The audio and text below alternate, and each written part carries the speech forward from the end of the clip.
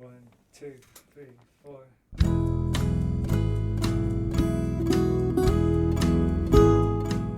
Hello, you're listening to the Skylight Books podcast series. We are a general interest independent bookstore located in the Los Feliz neighborhood of Los Angeles, California. This year, because of the coronavirus pandemic, we've had to close our store and cancel in-person events. But Skylight is your neighborhood bookstore, and we are finding ways to create community even while we're far apart.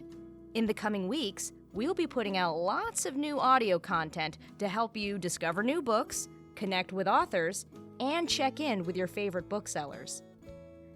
To learn more about how you can help keep Skylight alive, please visit our website at skylightbooks.com or check out our social media accounts on Twitter and Instagram. You can subscribe to the podcast on Podbean, iTunes, and Spotify. Thank you for listening and enjoy.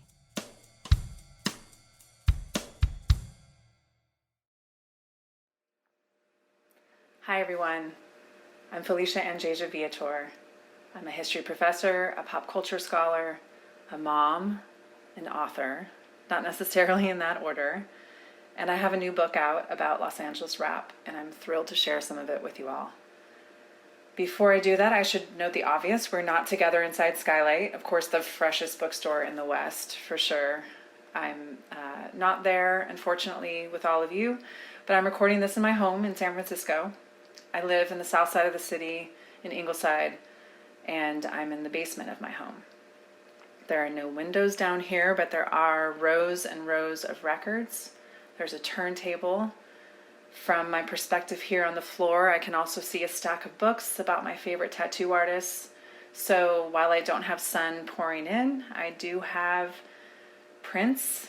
I see Bjork, Egyptian Lover, Durando. There's a book up there about Owen Jensen and a book by Paul Dobelman. And so I'm not alone, but in good company with all of these artists.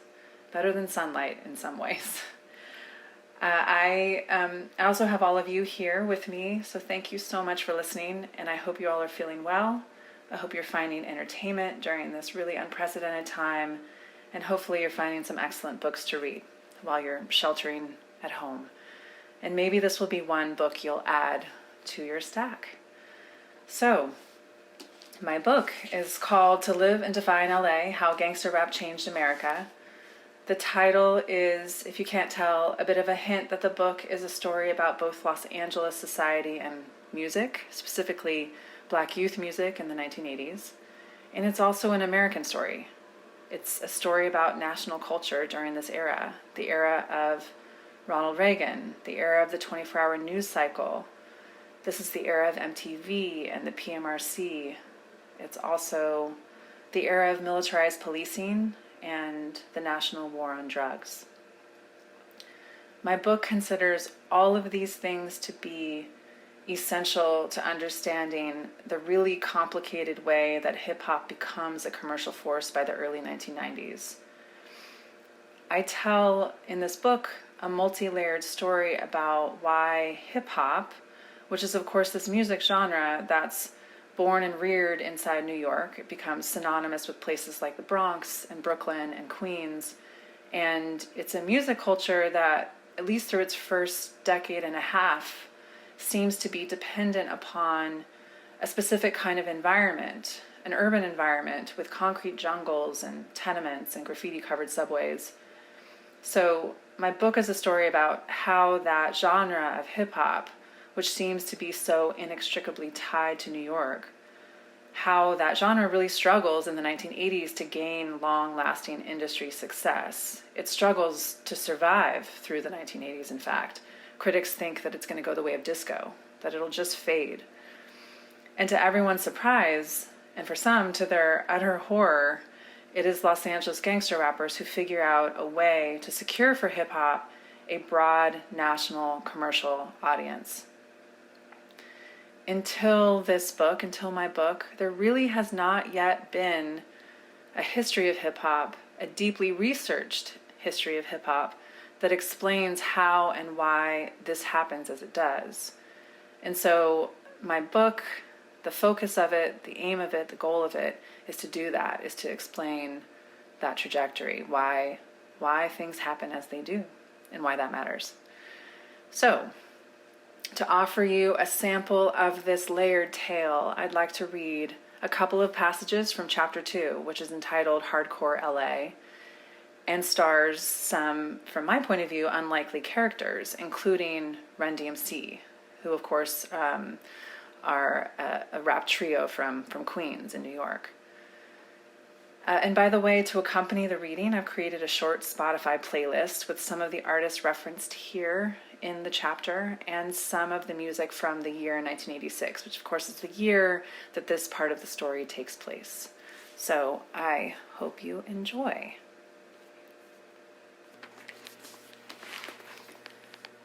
Chapter 2, Hardcore LA.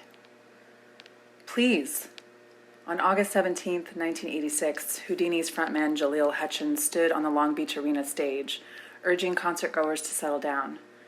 The thousands of music fans in front of him were gathered for a sold-out hip-hop showcase, waiting to see the act at the top of the bill, Run DMC.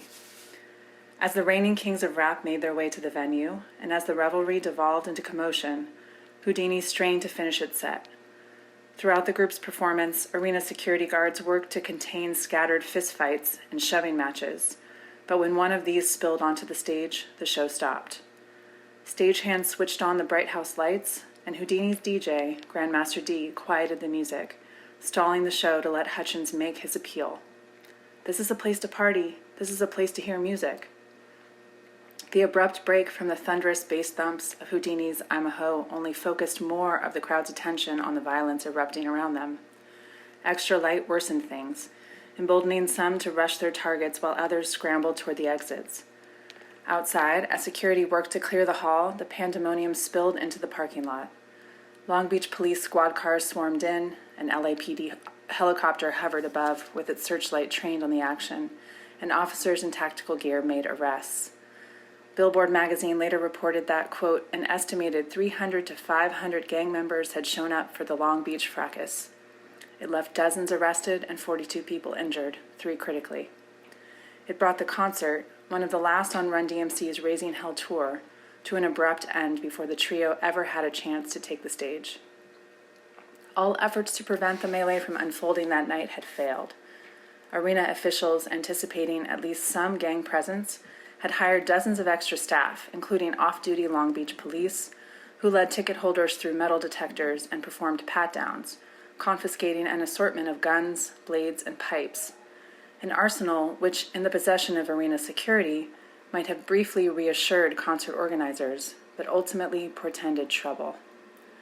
Once the throng outside had been efficiently funneled through entryways and checkpoints, guards and ushers left their posts in the lobby and moved inside to chaperone the sellout crowd. In the seating areas, the signs of mayhem came early.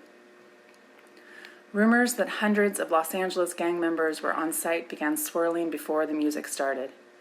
As retired detectives working security spread word that some in the crowd had, quote, disguised their colors under jogging suits, crew members backstage placed calls to the Long Beach police requesting extra protection for the talent. But by then, fights were already breaking out among concertgoers, some dressed in red and others in blue, and spilling over to bystanders and uniformed security guards. In spite of the venue's security procedures at the ticket gates, some had managed to smuggle guns and knives to their seats. Others broke bottles, smashed metal folding chairs, or stripped fire extinguishers from walls to wield as weapons. The show began, but the scattered brawls made for a frustrating entertainment experience that became increasingly hazardous as the night progressed. Young rap fan Chris Baker said the scene made him, quote, scared for my life. By 10 p.m., warm-up band Timex Social Club had finished its set, and Houdini was trying to get through its songs, but police had already gathered outside, outfitted in riot gear. Chino, an LA blood who recognized rival bangers in the crowd immediately upon arrival, later told a reporter, I knew there was going to be trouble. There had to be. A teenager calling himself Mafia Dick explained that any concert that attracted youths from all over LA's ganglands was bound to be a tinderbox. He said, we don't get along outside, so we're not going to get along inside, and when you put all these groups together, you're looking for trouble. One detective who was present that night told Rolling Stone magazine that the violence was inevitable. He said, "There are long-held grudges between these gangs, and when they converge in one place, the paybacks will come." In a word, it was crazy, according to Run DMC's Jam Master Jay. As he and his fellow band members arrived at the venue, they witnessed what was happening inside, then watched from backstage as event organizers and security proved wholly incapable of preventing a mass exodus. "It was like a stampede," Run DMC frontman Reverend Ron Simmons recalled. "Chairs coming up in the air, panicked kids in the crowd." He, like other witnesses that night, blamed gangs. "They just took over," he said, citing hundreds of predatory kids roving through the buildings, beating and robbing, he said. Describing what sounded like a scene from the apocalyptic 1979 thriller The Warriors, Jam Master Jay described a horde of people, quote, "dressed the same, with bandanas on their heads, roaming the floor, walking as one, chanting, screaming the names of their gangs." As events unfolded outside, Run DMC huddled backstage in a dressing room, joined by a few VIPs and stagehands. There, the young men broke apart a clothing rack to use the pieces as weapons, while a staff member's walkie-talkie broadcast ominous updates from somewhere out on the arena floor. "We're losing it. We're losing it." Sponsored by an AM radio station in LA, K-Day, and promoted by the county's most prominent mobile DJ crews, the Long Beach Arena concert in August 1986 promised to be two things. First, it was touted as Run DMC's climactic show on the West Coast leg of Raising Hell, the group's first big tour.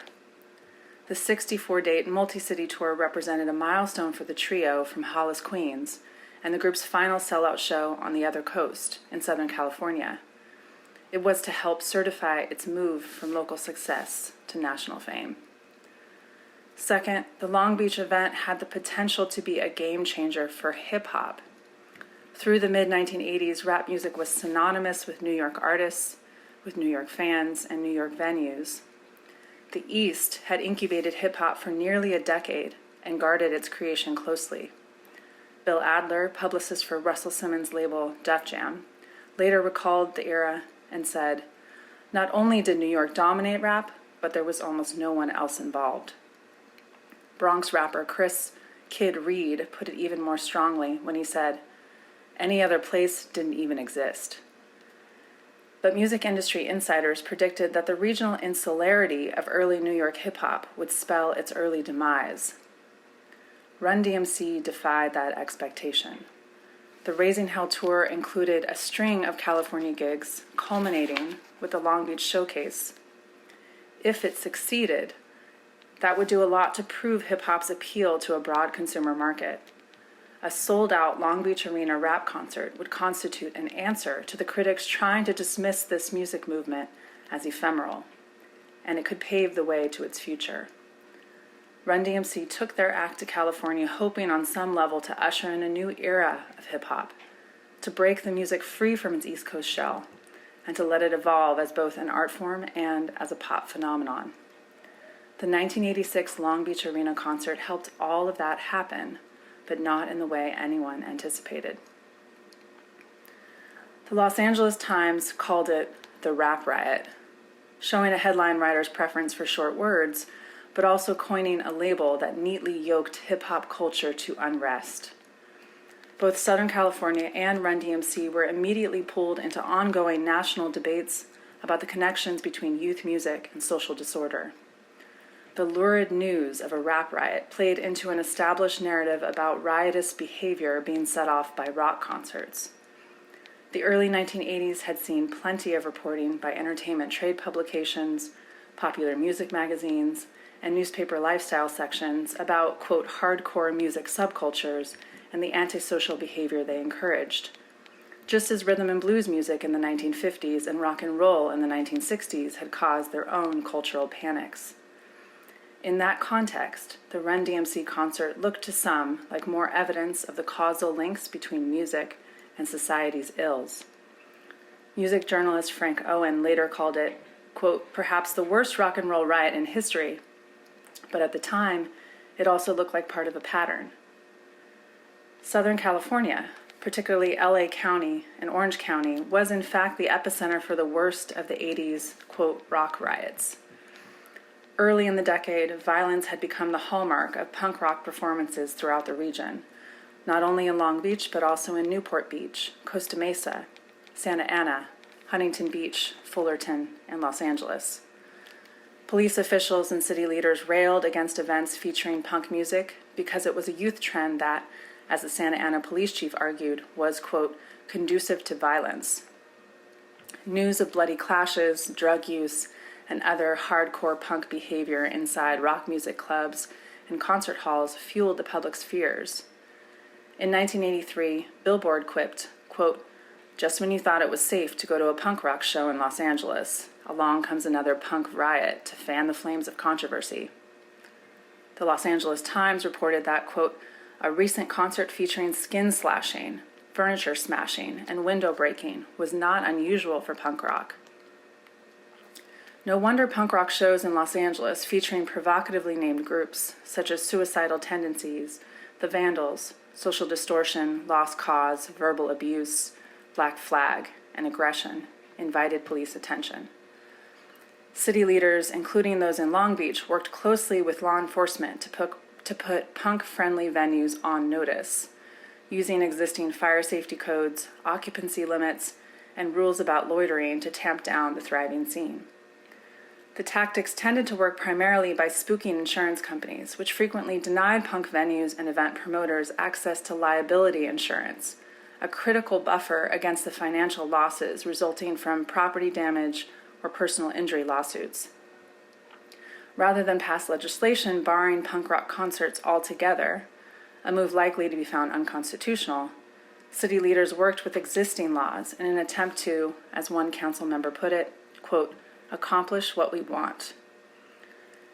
Public campaigns to police radical youth music scenes in the 1980s were not exclusive to Southern California, and nor was punk music the sole target. In fact, by the middle of the decade, heavy metal had become the bigger boogeyman for the anti-obscenity activists across the country, reigniting the culture wars of decades past. On the national stage, in 1985, then Senator Al Gore's wife, Tipper Gore, co-founded the Parents Music Resource Center with 3 other DC-based women. The group sought commitments from U.S. record companies to place warning labels on albums with violent, sexually explicit, or otherwise morally abhorrent content. This and other forms of pressure, in what has been called a time of, quote, satanic panic, were mainly targeted at heavy metal artists, including Judas Priest and Black Sabbath's former frontman Ozzy Osbourne. But in Southern California, where punk bands flourished, moral crusaders targeted metal and punk with equal fervor. City leaders, local parent groups, school administrators, police, and youth counselors deemed heavy metal and punk rock to be essentially the same, despite the musical and philosophical differences their fans saw in them. In the eyes of concerned citizens, both punk and metal artists modeled dangerous and addictive behavior for their young, middle-class, white fans. Kids in the suburbs of LA and Orange counties abused drugs and alcohol, disrespected authority, and engaged in violent, self-destructive acts, and supposedly musicians were to blame. At Spikes and Studs, a one-day conference held at an Anaheim hotel in February of 1985, 130 people gathered to learn about, quote, heavy metal and punk and their influence on children. Family counselors from the Back and Control Training Center warned about the associations between this, quote, extreme music and high levels of anger, violence, Satanism, and damage to both property and animals. Long before the rap riot in Long Beach, quote, punkers and meddlers were those most associated with event violence in the region. So much so that Southern California venue managers, promoters, police, and performers braced for it. In June of 1986, just 2 months prior to the Run DMC show, police had responded to another flood of emergency calls about a sold-out event at the Long Beach Arena. This time, a heavy metal concert featuring Ozzy Osbourne and Metallica. There, the Long Beach police made dozens of arrests, mostly for drug possession and assault, after 4 concertgoers either jumped or fell from a balcony into the crowd below, one of them to his death. In an interview following the incident, the convention center's general manager said that it was, quote, not unusual for an arena event of such size to devolve into chaos. Organizers of Run DMC's Raising Hell tour may have been too nonchalant about problems at shows prior to the one in Long Beach, along with the police in various locales who monitored the summer's event. In Pittsburgh, Cincinnati, Detroit, and Atlanta, law enforcement agencies reported no more than, quote, some bizarre conduct following Run DMC's appearances. In New York, police did make 24 arrests outside Madison Square Garden, but the group's tour promoter, Jeff Sharp, explained the trouble as inconsequential. He said, when you have a sold-out show at Madison Square Garden and only 24 arrests, that's not a problem. That's reality. NYPD officials agreed, noting that at such events, police always, quote, anticipated a little misbehavior. In Atlanta, a gunman fired into the crowd during a July show at the Omni Coliseum, wounding an 18-year-old fan. But Atlanta police downplayed the shooting as a fluke, underscoring that no one had been seriously injured and that the lone suspect had been charged. Violence in the streets of Pittsburgh after the Civic Arena show prompted the city's public safety director to issue, by then, a familiar warning about, quote, provocative and pornographic songs poisoning the culture. But in spite of the occasional trouble inside and outside its concerts, Run DMC's 64-date tour rumbled along, with the group and its handlers largely unperturbed. Of course, the tour had been prepared for some trouble, as Def Jam publicist Bill Adler would later recall. Most of rap music's millions of fans are teenagers, and there's always the possibility of unruliness when thousands of teenagers get together. Russell Simmons, the group's manager, summed up the occasional unruliness this way. He said, "It was no problem." The Run DMC show in Long Beach in the summer of 1986 reminded city officials and anti-obscenity crusaders that popular culture could push bad people to do bad things. Reacting to the concert violence in Long Beach, Tipper Gore chalked it up to, quote, angry, disillusioned, unloved kids united behind heavy metal or rap music, and the music says it's okay to beat people up. Or, as observers on the other side of the debate noted, concert violence in 1986, predictably, drummed up hysteria around the arts, which served to distract the public from other pressing social and economic crises. According to Melody Maker, 1986 marked, quote, the year that Run DMC joined AIDS, crack, and Colonel Gaddafi as yet another media-generated threat, a bogus disturbance designed to outrage all right-minded people and enhance the legitimacy and cohesion of a rapidly crumbling social structure, end quote. Still, rap music by 1986 had become far more than simply a proxy for other whiter youth cultures that provoked public anxiety and spurred cultural conservatives to take action. In the aftermath of the Long Beach Melee, as Billboard called it, debates about youth music trends began to center on the topic of race. As the story of the disastrous Run DMC concert riveted the popular press and intersected with news of LA's ungovernable juvenile gang problem, the narrative shifted from tabloid-style commentary about the, quote, bizarre conduct of headbangers and knuckleheads, and instead turned to breathless reporting on LA's, quote, ghetto toughs. In the music press in particular, the consensus was that the 1986 Long Beach show exemplified the, quote, rap violence that appeared to be a product of hip-hop's gang war. And in this context, it was fair to cast LA's rap fans, supposedly, as, quote, gangsters. Dog whistle terms like these reframed what was, for the 1980s, otherwise run-of-the-mill concert violence that struck indiscriminately in terms of genre and race.